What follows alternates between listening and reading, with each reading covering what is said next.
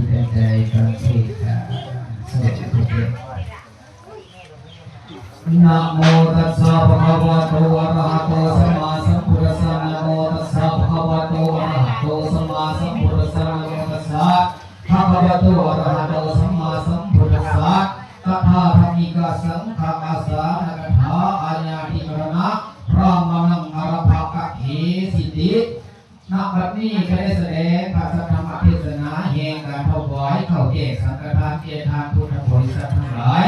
ที่มีเจตนาศรัทธาเรื่องใสในพุทธศาสนาได้น้อมนำมาอย่างเกิดสักการะบูชา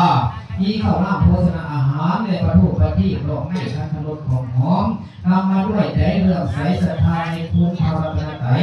สามประการปิดที่เพื่อระลึกถึงตนในส่วนนี้และส่วนหนาโกคงจะได้ดังมโนรสความปรารถนาของตนทุกประการด้วยว่าบุญกุศลนี้ก็เกิดขึ้นจากความพิธีอันดีจึงเป็นตัวกุศลศรัทธาบุญความเสื่อมวิริยะบุญความเพียรให้กุศลที่เกิดขึ้นในตนแล้วก็ให้ไปเสื่อมเสีย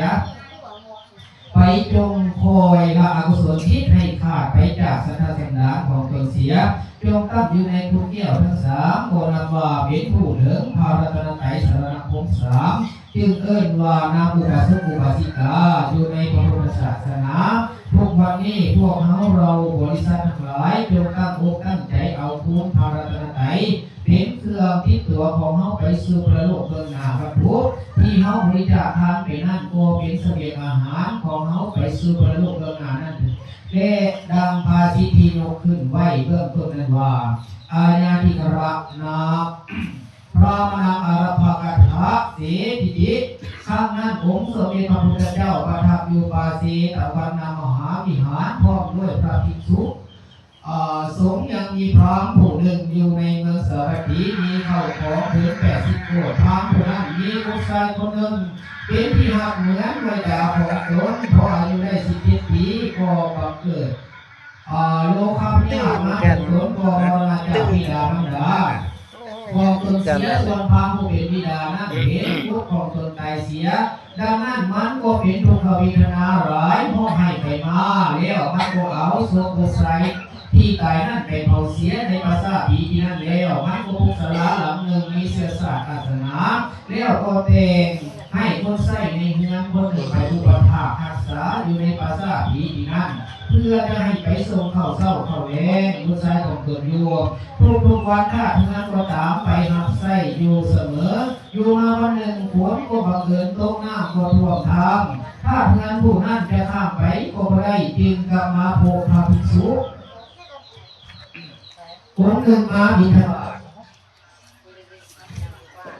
ก็เลยเอาข้าวใส่บาตรให้เป็นทานแก่พระภิกษุแล้วก็อยากน้ำอุทิศส่วนบุญไปหาผู้ตายนั้นจึงได้กินข้าวปลาอาหารในวันเดียวเท่านั้นแล้วมันจริงมานิมิตความฝันให้พราหมณ์ผู้เป็นพ่อผู้เจ้งว่าข้าตายหนีจากพ่อแม่ไปก็ได้ปีหนึ่งแล้วก็ไม่ได้กินข้าวแต่วันเลยก็ไม่ได้กินข้าวแต่วันเดียวเท่านั้นแหละท่านบุตรพราหมณ์มานิมิตความฝันดังนี้แล้วพราหมณ์ผู้เป็นบิดาก็ใส่คนไปถามเอาพระผู้ไปอุปถากนั้นมาถามเบิ่งกูก็แต่งมึงให้ไปส่งข้าวปลาอาหารบุตรของกูอยู่ทุกวันเทศน์ลือบุตรของกูจึงไม่ได้กินข้าวแต่วันเลยจึงมาได้กินข้าวแต่วันเดียวเท่านี้จ้าข้าพเจ้าใส่ผู้นั้นได้มีแล้วก็ตอบว่าข้าก็ไปส่งข้าวบุตรของทานอยู่ทุกวันแต่วันนี้ไปก็ได้พอน้ำร้ายข้าจึงกลับมาถึงกลางทางเลยพบพระภิกษุเจ้าไปบิณฑบาตข้าจึงได้เอาข้าวใส่บาตรเจ้าภิกษุแล้วจึงอยากน้ำใหม่ท่านไปหาบุตรของทานแล้วบุตรของทานจึงมาได้กินข้าวแต่พอวันเดียวนี้แหละท่านพระผู้เป็นบิดาผู้แล้วก็คิดคำนึงอยู่ในใจควรกูจะไปไหว้พระพุทธเจ้าเสียก่อนแล้วจึงทูลถามพระพุทธเจ้าว่าจะเป็นยังไงพราหมณ์ผู้นั้นก็เอาวัตถุปฏิดอกไม้คันธรของหอมแล้วก็จึงเข้าไปสู่สำนักของพระพุทธเจ้าแล้วบูชาดอกไม้คันธรของหอมจึงนำในที่ควรแห่งตนแล้วก็ทูลถามพระพุทธเจ้าว่าภควา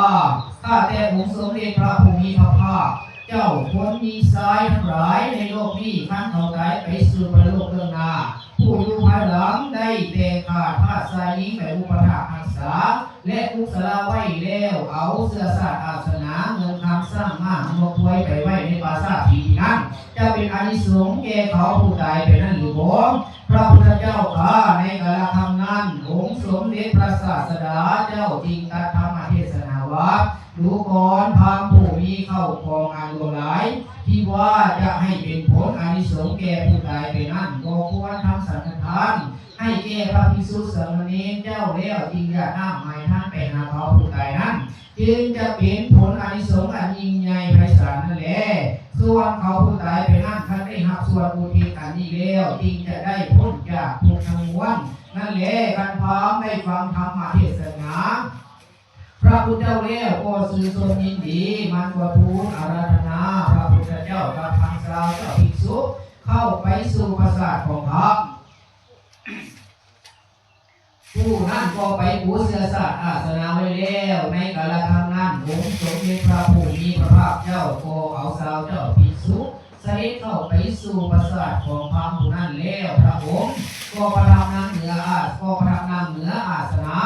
อันมีเจ้าภิกษุเป็นบริวารเมื่อพร้อมเมื่อนั้นพร้อมก็ต้องแต่งโภชนาอาหารสุขเข้ามาถวายสังฆทานว่าอิมัสมิงคีเหอิมานิภิกขานิสสุขภัญชนานิสอุดกานิสตัมพลานิสติตัมมรณานิสัพพโภชนาอาหารานิสัจจิลานาภิสัสสานิสัพพดานิพุทธธรรมสังฆปูสานาทายนะสังฆัสสะอุโนสญามาโพธิทุกขังดังนี้แล้วองค์สมเด็จพระผู้มีพระภาคเจ้ากับสาวเจ้าภิกษุโกศลสารพักอาหารเสร็จแล้วพร้อมก็ถวายปัจจัยสี่มีดีวันเป็นต้น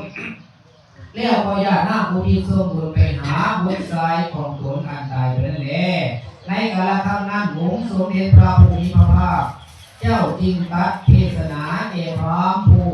แก่พราหมณ์ว่าดูก่อนพราหมณ์ตั้งแต่นี้อย่าได้ไปอุปถากรักษาอยู่ในปราสาทที่นั่นเหมือนจงรักษาศีลภาวนาอย่าได้ขาดลดผลทานก็จะได้พ้นจากทุกข์ขึ้นไป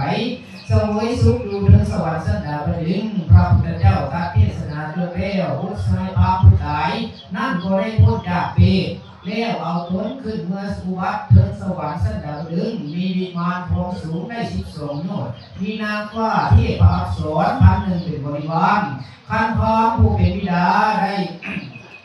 ท่านพระผู้เป็นบิดานั้นได้ฟังธรรมเทศนาพระพุทธเจ้าแล้วก็ตั้งอยู่ในศีล 5 ศีล 8ตราบเท่าชีวิตแห่งตนแล้วก็ได้ไปเกิดเพิ่งสวรรค์สันดาบดินมีปราสาททองหลังหนึ่งเทียมกันกับปราสาททองของลูกมีนางเทพกัลยา10,000เป็นบริวารนี่แหละทานธนาธิบดีและทานพุทธบริษัททั้งหลายท่านผู้อานิสงส์เยี่ยมแก่แล้วจึงชื่นชมบันเทิงใจก็จะได้ดังความปรารถนาของท่านทุกประการสาธุ